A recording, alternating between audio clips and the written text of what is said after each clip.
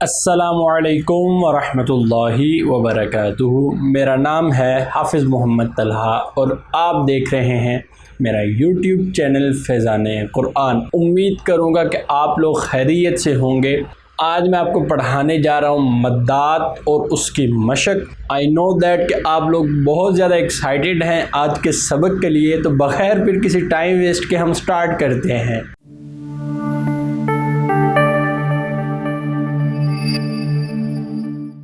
آج کا جو ہمارا ٹاپک ہے، یقین کریں بہت امپورٹنٹ اور بہت مین ٹاپک ہے، اور وہ ہے مدات کا۔ مدات جمع ہے مد کی۔ مد کا مطلب کیا تھا؟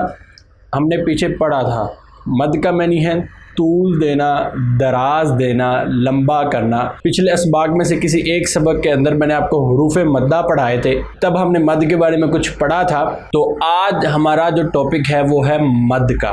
میں جو چیزیں آپ کو بتا رہا ہوں ان کو لازمی لکھتے جائیے گا، اپنی ڈائری نکال لیں، اپنے نوٹس نکال لیں، جو چیزیں لکھوا رہا ہوں ان کو نوٹ ڈاؤن لازمی کرتے جائیے گا، کیونکہ آپ کے لیے بہت زیادہ آسانی رہے گی۔ تو مد کے دو اسباب ہیں، یاد رکھیں۔ مد جب بھی ہوگی، جب بھی ہم کسی حرف کو لمبا کریں گے، کھینچیں گے، تو اس کی وجوہات ہوں گی دو، حمزہ اور سکون۔ یہ دو وجوہات ہیں جن کی بنا پر مد ہوتی ہے۔ اب دیکھیں، حمزہ تو آپ کو پتہ لگ گیا، ٹھیک ہو گیا۔ سکون کی ہم نے دو شکلیں پڑھی تھی، تشدید اور جزم۔ پچھلے اسباق کے اندر ہم نے بہت ڈیٹیل کے اندر ان دونوں کو پڑھا تھا کہ جزم کیا ہے، تشدید کیا ہے، اور میں نے آپ کو بہت ڈیٹیل کے اندر ان کی مشقیں بھی پڑھائی تھیں۔ آپ نے میری ویڈیوز نہیں دیکھی تو میری مدنی قاعدہ کی پلے لسٹ میں جا کر پہلے میرے وہ لیکچرز دیکھیں، انشاءاللہ آپ کو بہت زیادہ فائدہ ہوگا۔ تو مد کے کتنے اسباب ہیں؟ دو، حمزہ اور سکون۔ جو حمزہ ہم نے پڑھا تھا وہی سکون کی دو شکلیں ہیں، جزم اور تشدید۔ اب سکون کی پڑھنے جا رہے ہیں ہم قسمیں۔ سکون کی دو قسمیں ہیں، لکھ لیں، سکون اصلی، سکون عارضی۔ پہلے ہم نے پڑھی تھی شکلیں، جزم اور تشدید کیا ہیں؟ شکلیں۔ سکون اصلی اور سکون عارضی کیا ہیں؟ یہ سکون کی قسمیں ہیں۔ اب ہم پڑھنے جا رہے ہیں ان کی قسمیں۔ سکون اصلی کی تعریف لکھیں۔ ایسا سکون جو حالت وقف اور حالت وصل میں باقی رہے اسے سکون اصلی کہتے ہیں۔ یعنی کہ ایسا سکون جس پر ٹھہرا جا رہا ہے تب بھی وہ باقی ہے، اور اگر اس سکون کو آگے کسی آیت کے ساتھ ملا کر پڑھا جا رہا ہے تب بھی وہ باقی ہے، اسے کہتے ہیں سکون اصلی۔ سکون اصلی کو سکون لازم بھی کہتے ہیں، اس کا دوسرا نام سکون لازم بھی ہے۔ ٹھیک ہوگا، یہ تھی ہماری سکون اصلی کی تعریف۔ اب ہمارے پاس آ رہا ہے سکون عارضی۔ ایسا سکون جو حالت وقف میں باقی رہے اور حالت وصل میں باقی نہ رہے اسے کہتے ہیں سکون عارضی۔ یعنی کہ ایسا سکون جس پر اگر رکا جا رہا ہے، وقف کیا جا رہا ہے، وہ باقی ہے، اگر اس سکون کو آگے ملا کر پڑھ دیا گیا اور وہ باقی نہ رہا اسے کہتے ہیں سکون عارضی۔ جیسے سورۃ الفاتحہ کے اندر الحمدللہ رب العالمین، نون پر کیا ہے؟ حرکت۔ اب یہاں پر نون پر اگر وقف کیا جا رہا ہے تو یہاں پر آ رہا ہے سکون۔ ٹھیک ہو گیا، اب یہاں پر سکون کیا جا رہا ہے تو یہ سکون ہے۔ اب اگر اس کو آگے ملا کر پڑھتے ہیں الحمدللہ رب العالمین الرحمن الرحیم، اب کیا ہوا؟ یہاں پر نون پر جو سکون تھا وہ باقی نہ رہا، تو یہاں پر کون سا سکون ہو رہا ہے؟ یہاں پر سکون عارضی ہو رہا ہے۔ اب آگے اسی طرح آگے چلیں، صراط الذین انعمت علیہم غیر المغضوب۔ اب علیہم غیر، اگر اس کو آپ ملا کر پڑھ رہے ہیں تب بھی یہ سکون باقی ہے جو میم پر سکون ہے، اور اگر اس کو علیہم پر ہم وقف کر رہے ہیں، غیر المغضوب علیحدہ پڑھ رہے ہیں تب بھی اس کا سکون باقی ہے، تو یہ ہے سکون اصلی۔ یہ تھی سکون کی دو قسمیں، ان کو اچھی طرح سے یاد کر لیں کیونکہ آج کی مشق کے اندر ان کا بہت زیادہ استعمال ہونے والا ہے۔ یہ تھی سکون کی قسمیں۔ ٹاپک ہمارا کون سا ہے؟ مدات کا، کیونکہ مدات دو اسباب کی وجہ سے ہوتے ہیں۔ پہلے ہم نے ان دو اسباب کو پڑھ لیا، اب دیکھیں مدات کی 6 قسمیں ہیں۔ اور میں یہ 6 قسمیں آپ کو مدنی قاعدہ پر لے جا کر ہی پڑھاؤں گا تاکہ آپ کے لیے بہت زیادہ آسانی رہے۔ تو بغیر کسی دیر کے چلتے ہیں اپنے مدنی قاعدہ کی طرف، اور آج کے لیکچر کے میں آپ کو پہلی 3 مدیں پڑھاؤں گا، پھر انشاءاللہ اگلی 3 مدیں ہم اس سے اگلے لیکچر کے اندر پڑھیں گے۔ مشق چھوٹی سی ہے لیکن تھوڑی سی مشکل ہے، میں چاہ رہا ہوں آپ لوگوں کے لیے آسانی رہے، میں آپ کے لیے برڈن نہیں بنانا چاہ رہا۔ جو 3 میں آپ کو پڑھاؤں گا ان کو آپ نے اچھی طرح سے یاد کرنا ہے۔ مشق تو بالکل چھوٹی سی ہے، میں اسی لیکچر کے اندر بھی کور کر سکتا ہوں لیکن میں نہیں کروں گا کیونکہ آپ کے لیے مشکل ہو جائے گی۔ سکون عارضی، سکون لازم کی تعریف یاد کرنی ہے آپ نے، تینوں مدوں کی تعریف یاد کرنی، اور جو سطور میں آپ کو پڑھاؤں گا مشق کی ان کو اچھی طرح سے یاد کرنا ہے کہ یہاں پر کون کون سی مد ہو رہی اس کا آپ نے اندازہ رکھنا ہے۔ تو چلتے ہیں اپنے مدنی قاعدہ کی طرف اور اپنی پہلی 3 مدیں پڑھتے ہیں۔ مدنی قاعدہ کی مشق نمبر 17 مدات ہے۔ مد کے معنی ہے دراز کرنا، کھینچنا، 2 سبب ہیں حمزہ اور سکون۔ دیکھیں مد کی کتنی اقسام ہیں؟ 6 اقسام ہیں۔ مد متصل، مد منفصل، مد لازم، مد لین لازم، مد عارض، مد لین عارض، یہ 6 اقسام ہیں مد کی۔ ہم پڑھیں گے صرف پہلی 3۔ پہلے ہمارے پاس آ رہی ہے مد متصل۔ متصل کا معنی ہے ملا کر پڑھنا۔ حروف مدہ کے بعد، حروف مدہ کتنے تھے؟ 3، الف، واو، یا۔ حروف مدہ کے بعد حمزہ اسی کلمہ میں ہو تو مد متصل ہوگا، جیسے جاء۔ یاد رکھیں یہ جو ہم مد پڑھنے جا رہے ہیں ان کو ہم تقریباً بھی 2، 3، 4 الف کی مقدار کے برابر ہم اس کو لمبا پڑھ سکتے ہیں۔ ہم نے جو 1 الف کی مقدار کے برابر لمبے والی مد پڑھی تھی وہ تھی حروف مدہ، ان کو کہتے ہیں مد فرعی۔ جو مدہ 1 الف کی مقدار سے زیادہ لمبی ہوں انہیں کہتے ہیں مد فرعی۔ ٹھیک ہو گیا؟ یہ اب ہم پڑھنے جا رہے ہیں مد فرعی۔ یاد رکھیں مد ہمیشہ صرف 1 الف کی مقدار ہی لمبی ہوتی ہے اور وہ ہے صرف حروف مدہ۔ ٹھیک ہو گیا؟ اب ہم پڑھنے جا رہے ہیں مد فرعی، ان کو ہم 1 الف کی مقدار سے ہمیشہ زیادہ لمبا کریں گے، جیسے جاء۔ اب ہمارے پاس دوسرے نمبر پہ آ رہی ہے مد منفصل۔ حروف مدہ کے بعد حمزہ دوسرے کلمہ میں ہو تو مد منفصل ہوگا، جیسے فی انفسکم، یعنی کہ جو پہلے 2 ہمارے پاس مدیں ہیں یہ صرف ہوگی حمزہ کی وجہ سے۔ میں نے بتایا تھا نا مد جب بھی ہوگی اس کی 2 وجوہات ہوگی، یا تو وہ حمزہ ہوگا یا ہوگا سکون۔ تو پہلی جو ہمارے پاس 2 مدیں آ رہی ہیں یہ صرف اور صرف حمزہ کی وجہ سے ہو رہی ہیں۔ اب آ رہا ہے مد لازم۔ دیکھیں لازم کے نام سے آپ کے ذہن میں آ جانا چاہیے کہ یہاں پر سکون لازم ہے، یہاں پر سکون کی بات ہونے جا رہی ہے، اور وہ بھی سکون لازم۔ مد لازم حروف مدہ کے بعد سکون اصلی، سکون لازم، اس کو سکون لازم بھی کہہ سکتے ہیں یاد کرنے کے لیے آسانی کے لیے۔ سکون اصلی یعنی کہ جزم اور تشدید ہو تو مد لازم ہوگا، جیسے جان، یعنی کہ حروف مدہ کے بعد اگر سکون اصلی آ رہا ہے تو ہوگی مد لازم۔ تو یہ 3 مدیں ہیں، انشاءاللہ اگلی 3 مدیں ہم اگلے لیکچر کے اندر پڑھیں گے۔ تو آئیں میں آپ کو اس کی مشق پڑھاتا ہوں۔ اعوذ باللہ من الشیطان الرجیم، بسم اللہ الرحمن الرحیم۔ جاء، یہاں پر کون سی مد ہے؟ یہاں پر ہو رہی مد متصل۔ کیوں؟ کیونکہ حمزہ اسی کلمہ میں آ گیا ہے۔ تو اب یہاں پر ہم اس مد کو 2.5، 3، 4 الف کی مقدار کے تک بھی اس کو لمبا کر سکتے ہیں۔ جاء، جیء،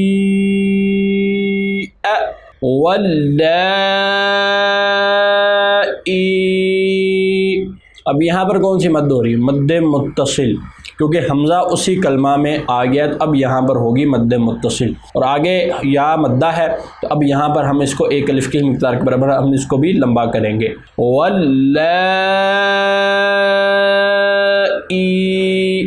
مد کو صرف آپ نے 2-3 الف کی مقدار کے برابر لمبا کرنا جو مد متصل ہے۔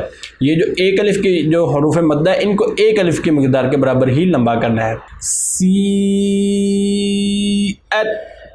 अब यहाँ पर भी कौन सी मद हो रही है, मद मुत्तसिल। अच्छा, अब आपके जहन में आ रहा होगा सवाल कि हमें किस तरह पता लगेगा कि हमज़ा उसी कलमा में है कि हमज़ा उससे अगले कलमा में है, क्योंकि मद मुत्तसिल और मद मुनफसिल की तारीफ़ में हमने पढ़ा था कि अगर हमज़ा उसी कलमा में हो तो मद मुत्तसिल होगी, और अगर हमज़ा दूसरे कलमा में हो तो मद मुनफसिल होगी, यानी कि उससे अगले कलमे में। अब आपको कैसे पता लगेगा, देखिए यहाँ पर गौर करें, ये जो मद है ना, इसकी ये जो डंडी है ये हमेशा आपको मोटी नज़र आएगी, और जिस मद की डंडी मोटी हो, ये जो डंडी है ये होती है मद मुत्तसिल, इसको हम बड़ी मद भी कहते हैं। ये तब होगी, ये जब भी आएगी तो मतलब ये है कि हमज़ा उसी कलमा के अंदर है।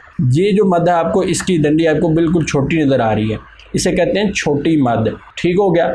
अब यहाँ पर जब ये छोटी मद आ गई तो मतलब ये हुआ कि अब हमज़ा इस कलमा में नहीं, हमज़ा उससे अगले कलमा में है, तो अब यहाँ पर होगी मद मुनफसिल। ठीक हो गया। और याद रखें, ये जो मद मुत्तसिल है, जिसे हम बड़ी मद भी कहते हैं, ये हमेशा 3 अलिफ की मिकदार के बराबर तक तो लंबी लाजमी होगी। इस मद को आप 1 अलिफ की मिकदार के बराबर लंबा नहीं कर सकते। ये अगर आप बड़ी मद को 1 अलिफ की मिकदार के बराबर लंबा करेंगे तो ये गुनाह है, ये आप गलत पढ़ रहे हैं। हाँ, ये जो छोटी मद है, अगर आप इसको जल्दी में थोड़ा सा रवानगी के अंदर 1 अलिफ की मिकदार के बराबर पढ़ गए तब खैर है, लेकिन ये जो बड़ी मद है इसको आप कम अज़ कम भी 2 से 3 अलिफ की मिकदार के बराबर आप इसको हमेशा लंबा करेंगे। 3.5 4 अलिफ की मिकदार के बराबर भी हम इसको लंबा कर सकते हैं।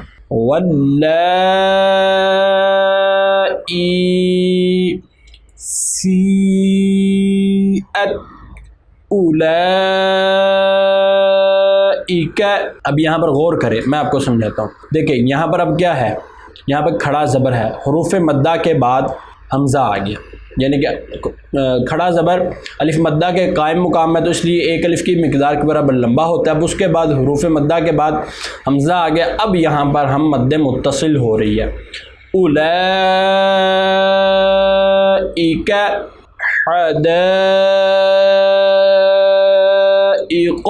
अब यहाँ पर क्या है, यहाँ पर अगर मद को साइड पे कर दी जाए तो यहाँ पर एक हरूफ मद्दा है, क्योंकि अलिफ से पहले हरफ पर ज़बर है, तो अब यहाँ पर हरूफ मद्दा है। अब हरूफ मद्दा के बाद हमज़ा आ गया, तो अब यहाँ पर मद मुत्तसिल हो रही है।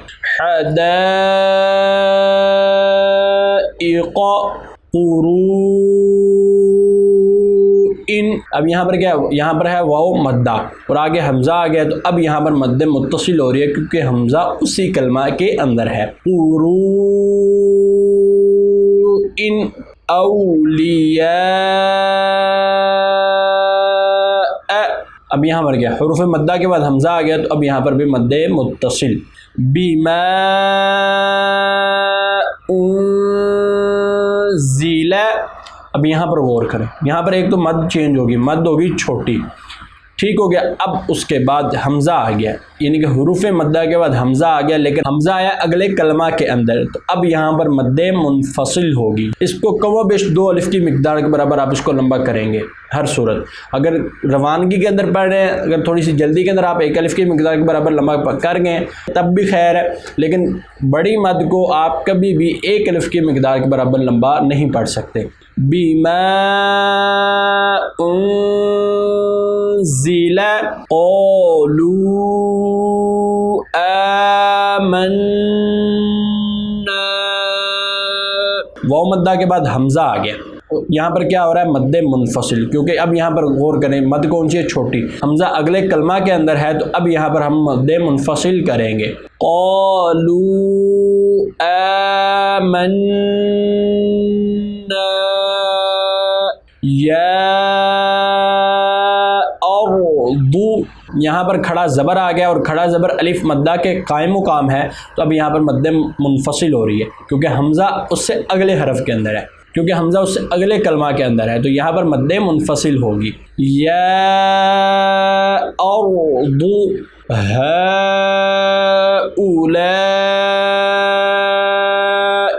यहाँ पर क्या हो रहा है, यहाँ पर हो रहा है अलिफ मद्दा और आगे है हमज़ा, लेकिन हमज़ा उसी कलमा के अंदर, अब यहाँ पर मद متصل ہوگی، یعنی کہ ایک ہی کلمہ کے اندر دو مدیں ہو رہی ہیں، پہلے ہو رہی ہے مد منفصل، پھر ہو رہی ہے مد متصل، کیونکہ یہاں پر اگر دیکھا جائے تو حمزہ اس سے اگلا کلمہ کے اندر ہے، حمزہ اس سے اگلے کلمہ کے اندر ہے، اور یہاں پر حمزہ اسی کلمہ کے اندر ہے، اس لیے یہاں پر مد منفصل اور یہاں پر مد متصل۔ ہؤلاء یا بنی اسرائیل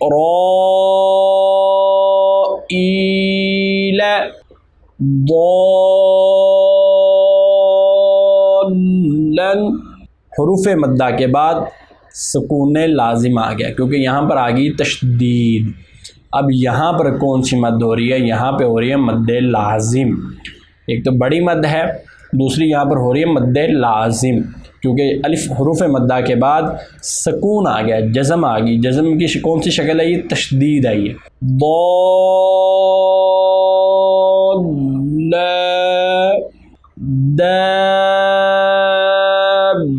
دابتن۔ اب یہاں پر کیا ہے؟ حروف الف مدہ ہے، الف مدہ کے بعد تشدید آ گئی، یعنی کہ سکون اصلی آ گئی، تو اب یہاں پر سکون لازم ہوگی، یہاں پر اب مد لازم ہوگی۔ دابتن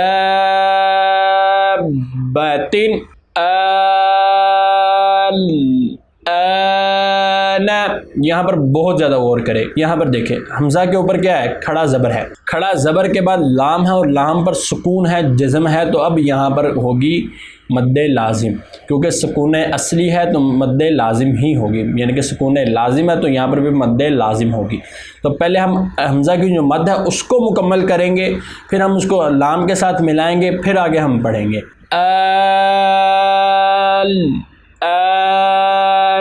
حمزہ پر کھڑا زبر ہے تو ایک الف کی مقدار کے برابر اس کو ہم لمبا کریں گے۔ ذکرینی۔ اچھا یہاں پر غور کریں کہ جس حرف کے اوپر پہلے مد ہے پہلے آپ اس کو مکمل ادا کریں گے، مد کو مکمل ادا کر کے پھر آپ اس کو اگلے حرف کے ساتھ ملائیں گے۔ اب یہاں پر بھی حمزہ ذال کے ساتھ ملا ہوا ہے کیونکہ یہاں پر تشدید ہے، تو تشدید کو ہم پچھلے حرف کے ساتھ ملا کر ہی پڑھتے ہیں، تو دیکھیں لیکن حمزہ پر پہلے مد ہے تو اس لیے ہم پہلے اس کی مد کو مکمل ادا کریں گے، پھر ہم اس کو اگلے حرف کے ساتھ ملائیں گے۔ ذکرینی۔ صدق اللہ العظیم و صدق رسولہ النبی الکریم۔ مدات کی مشق کی بس یہ 3 سطور ہی آج کا آپ کا سبق ہے، ان کو بہت اچھے سے یاد کیجئے گا، تھوڑا سا مشکل ہے لیکن آپ جتنا اس کو اچھی طرح سے یاد کر لیں گے یہ اتنا ہی آپ کے لیے بینیفیشل ہو جائے گا، کیونکہ قرآن پاک کے اندر جا بجا آپ کو مد دیکھنے کو ملے گی، اور اگر آپ کو یہی نہ پتا ہوا کہ یہاں پر مد کون سی ہو رہی ہے تو پھر آپ کے لیے مشکل ہوگی۔ تجوید اسی کو تو کہہ رہے کہ ہم نے انہی چیزوں کو تو پہچان کرنا ہے، آپ اس کو اچھی طرح سے یاد کریں۔